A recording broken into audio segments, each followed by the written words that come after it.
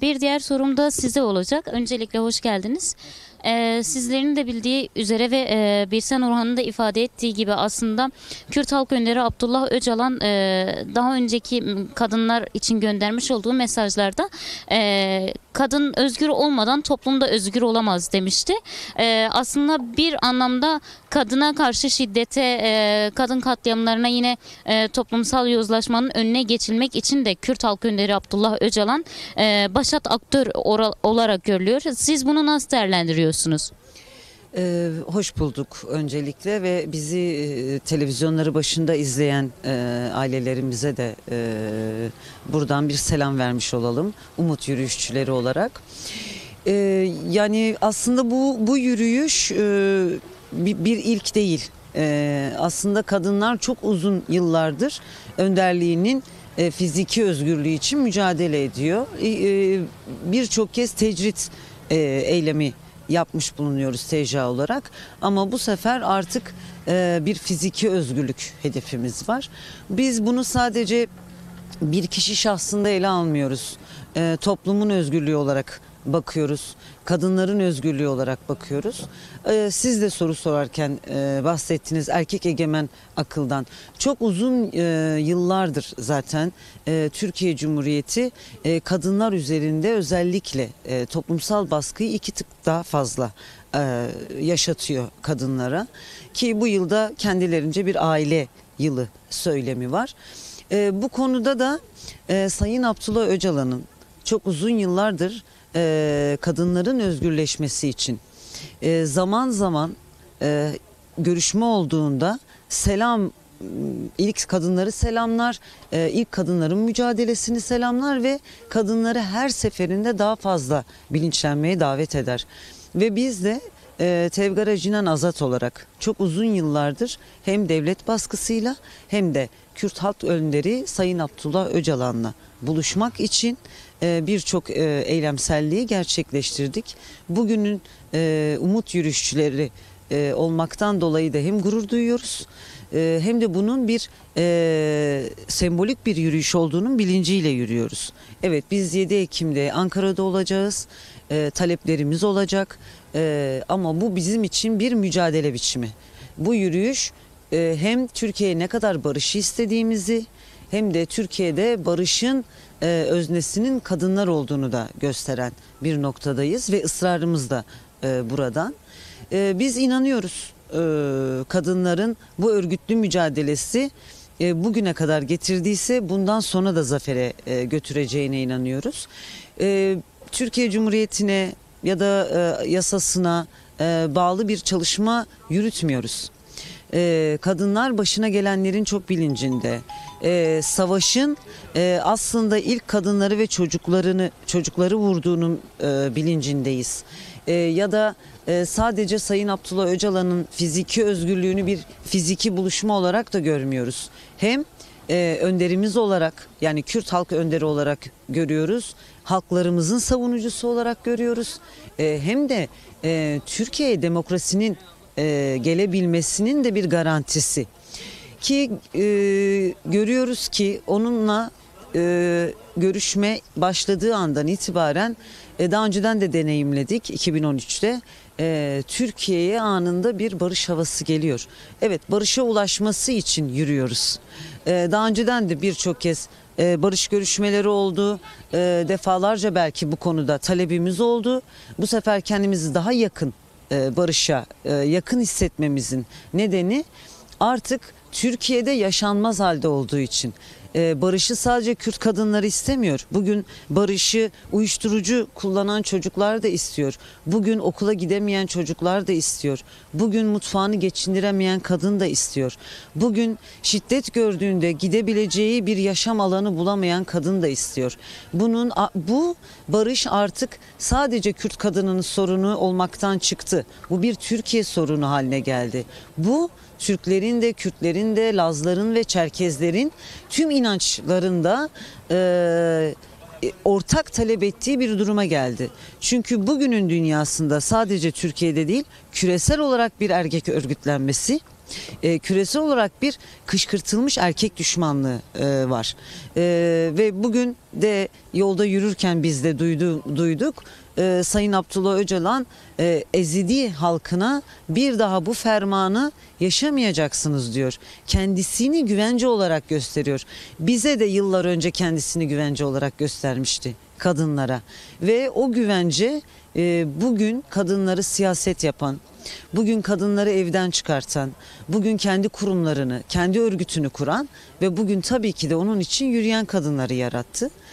Bu yürüyüşte olmaktan dolayı her bir kadın arkadaşımız, 250 kadın arkadaş çok heyecanlı, çok mutluyuz ve böyle bir tarihte, böyle bir tarihi örüyor olmaktan da çok gururluyuz. Bir tarihe şahitlik ediyoruz ve biz özgürlüğü inşa ediyoruz'a inanıyoruz. Her bir adımımız bize bunu heyecanıyla yürütüyor. Bugün Hilvan'dayız ve Hilvan'da karşılanmamızın manevi başka değerleri de var. Sayın Abdullah Öcalan ilk çıktığında buraya geleceğini söylüyordu. Biz bunun heyecanını duyduk. Halk bizi karşılarken bunun heyecanıyla karşıladı. Bunun bilincindeyiz. Özgürlüğün bilincindeyiz. Yaşamın da bilincinde olan kadınlar olarak bu yürüyüşümüzü başlatmış ve zafere de ulaştıracağımıza inanıyoruz.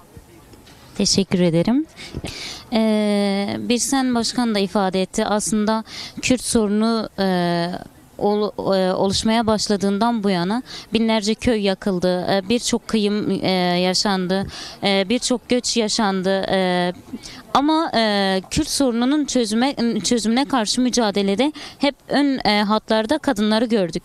Kadınlar neden bu kadar mücadelede ön planda tutuluyor? Yani yine bir yıldır başlayan bu süreçte de barışın sağlanması noktasında ısrarcı olan yine kadınlar. Kadınlar barışın neden bu kadar çok istiyor, neden bu kadar sahipleniyor? Yine bugün yürüyüşteki atmosferden de o çıkarımda bulunduk. Gerçekten ciddi anlamda bir istek, talep var. Siz bu talebi nasıl yorumluyorsunuz? Ankara'ya gidildiğinde kadınlar neyi haykıracak? Kadınların çağrısı ne olacak? Kadınlar yaşamak istiyorlar. Onun için sesleri bu kadar çok çıkıyor. Çünkü bugün yaşam çok zor. Yani nefes alma kavgası veriyor kadınlar. Bugün Mahsa Amini katlediliyor ve kadınlar Jinjiyan azadı diyor. Kadın yaşam özgürlük diyor. Biz yaşamın kıymetini bilenleriz aslında. Sadece bugün bir adım atabilme cesaretini gösterdiğimiz için belki biz görünüyor olabiliriz. Ama aslında her bir kadının, işte annelerimizin ya da bugün sesini duyuramayan her bir kadının içerisinde çok ciddi bir yaşam aşkı var. Ve bu yaşam aşkı da örgütlenmekten geçiyor. Biz bunu keşfetmiş kadınlarız. Evet, yaşamak istiyorsak örgütlenmeliyiz. Yaşamak istiyorsak değiştirip dönüştürmeliyizin bilincindeyiz. Ve kadınlar yani dünya barış deneyimlerinize de baktığınızda her zaman kadınlar masanın mutlaka bir köşesini tutmuştur. Mutlaka kendi sözünü kurmuştur. Erkeklerin insafına, erkeklerin aklına bırakmamıştır. Devrim süreçlerinde de böyledir. Yani dünya tarihinde hep böyledir. Çünkü zulmün olduğu yerde devrimci bir mücadele kendi kendini zaten doğuruyor. Özelinde de Kürt sorunu bugünün sorunu değil, 100 yıllık bir Türkiye'nin sorunu var. Çünkü Türkiye birçok halkı yok etmiş. Direnebilenler bugün taleplerini dile getirebiliyor. Yoksa sadece bugün Türkiye'de Kürtler var diyebilir miyiz? Bir sürü halk var, bir sürü dil varmış. Ama Kürtlerin bu ısrarcılığı kendi köklerinden aldıkları bir şey. Sadece burada değil, 4 parça Kürdistan'ın tarihi bir direniş tarihi ve tabii ki de bir karşı duruşta tarihi. Şimdi bugüne geldiğimizde bu hani Ankara'ya gittiğimizde neyi talep edeceğiz? Muhakkak ki uğradığımız her ilde insanların, kadınların, çocukların, halkların bizden talepleri olacak. Çünkü selam söyleyin diyen de var. Gidin oraya öznenin kim olduğunu hatırlatın diyen de var bize. Biz özelinde Kürt Kadın Hareketi olarak ve kadınlar olarak o masanın kendisindeki muhatabımızı dinliyoruz ve muhatabımıza irademizi vermişiz. Tayyip Erdoğan ne der, devlet kanadı ne der kısmını artık geçtik. Kadınlar geçmek zorunda olduğunun bilincinde. İlk konuşmayı öyle bağlayayım. Bundan sonrası geri adım kadınların nefessiz bırakma olur. Çünkü 10 yıllık çok ciddi bir süreç gördük ve 10 yıllık süreçte de bir tek kadınlar sokağı terk etmedi. Bir tek kadınlar hakikati haykırdılar. Ama biz demokratik toplumun inşasının İmralı'dan geçtiğinin bilincindeyiz ve bu demokratikleşme süreci Türkiye'nin demokrasiyle demokratik bir ülke olduğunu tırnak içi söylemiş olsa da Türkiye demokrasiyi bundan sonra anlayacak. Ülke ki ifade özgürlüğü yok. Bugün bir menajeri bile Türkiye'ye darbe yapmaktan suçlayabilecek kadar akıl yoksunu bir gerçeklikle barış istiyoruz. Barışı istemiyoruz. Barışın önündeki engelleri kendileri olduğunu, kaldırmaları gerektiğini ve kalkın diyoruz. Halklar nasıl barışacağını iyi biliyor. Biz kadınlar nasıl barışacağımızı iyi biliyoruz. Bizim onlardan bir beklentimiz asla yok. Biz direndik, bugüne geldik ve direnerek o barışın toplumsallaşmasının mücadelesini yürüteceğiz. Ama Heval Birsen'in de söylediği gibi bir muhatabın kendisi Sayın Abdullah Öcalan'sa bir muhatabın kendisi de tabii ki de AKP hükümeti. Yani biz buna devlet de diyemeyiz. AKP hükümeti şu an ve bu süreci eskisi gibi kendine yontamaz.